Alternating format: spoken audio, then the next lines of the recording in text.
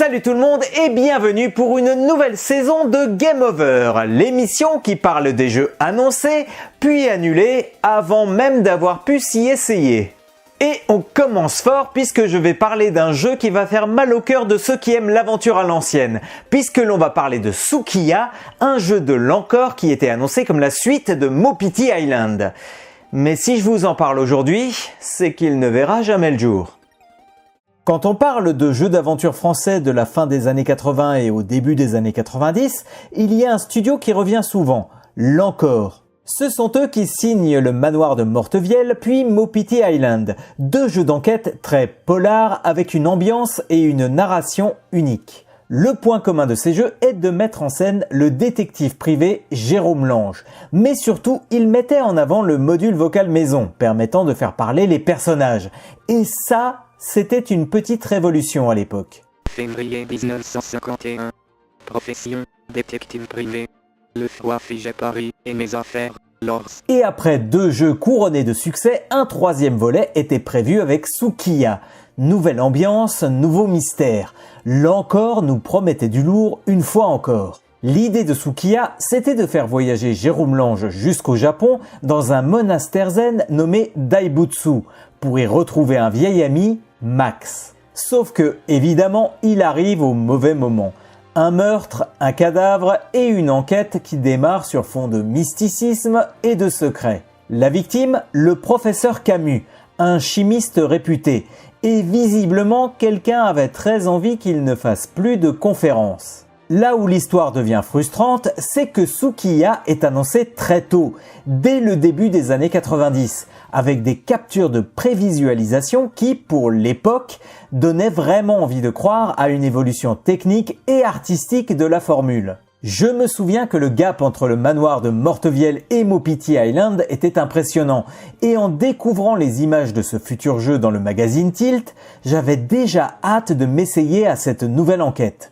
À ce moment-là, le jeu était prévu sur Amiga, Atari ST et PC. Et on sent l'ambition. Continuer la saga iconique de l'Encore, mais avec un décor totalement nouveau, une autre culture et un autre type de mystère. Sauf que le jeu prend du temps à être réalisé, et il faut faire patienter le public. L'Encore décide donc de sortir une refonte d'un de ses anciens hits des micros 8 bits, la Secte Noire, qui deviendra le jeu Black Sect. Je ne vous refais pas l'histoire que j'avais développée au travers d'un retour en arrière, mais pour faire court, le jeu a été un échec total, et surtout au niveau des ventes. Commence la spirale de la chute pour le pauvre studio français qui va devoir mettre en sourdine ses gros projets pour tenter de maintenir le navire à flot. À partir de là, on entend beaucoup moins parler de Sukiya, au grand désespoir des fans. C'est ça qui est assez difficile. L'Encore veut continuer son jeu, mais ne dispose plus des finances nécessaires pour le poursuivre. Ils vont tenter de renouveler le succès de Vroom en se concentrant sur des jeux de course, espérant ainsi se refaire une santé financière qui permettrait de relancer le projet Sukiya. Mais voilà, le mal était déjà fait et les tensions en interne ont commencé à se ressentir.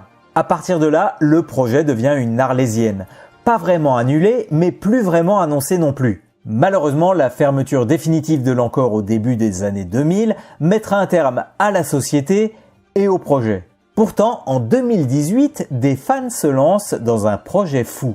La Z-Team annonce qu'elle travaille sur une version Mega Drive du jeu en se basant sur l'ensemble des ressources existantes. Un projet qui suscite la joie bien que l'on ne comprenne pas trop pourquoi il a été lancé sur la machine de Sega. Malheureusement, Jean-Luc Langlois, l'un des cofondateurs de l'Encore, demande à ce que le projet soit arrêté. La raison, un projet de remake de Mopiti Island est en cours, et en cas de succès, il pourrait remettre Sukiya sur les rails.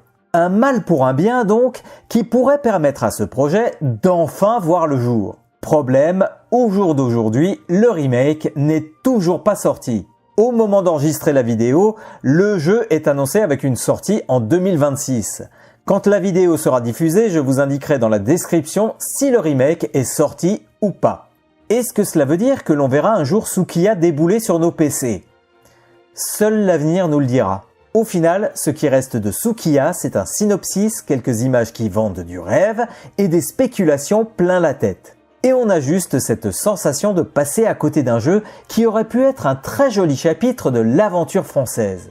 Et c'est tout ce que l'on pourra dire sur Sukiya, un jeu qui devait conclure la trilogie de Jérôme Lange et qui finalement ne verra pas le jour à cause d'un échec financier difficile à surmonter. Aujourd'hui, il ne reste que quelques articles et des captures d'écran, et le sentiment d'un immense gâchis.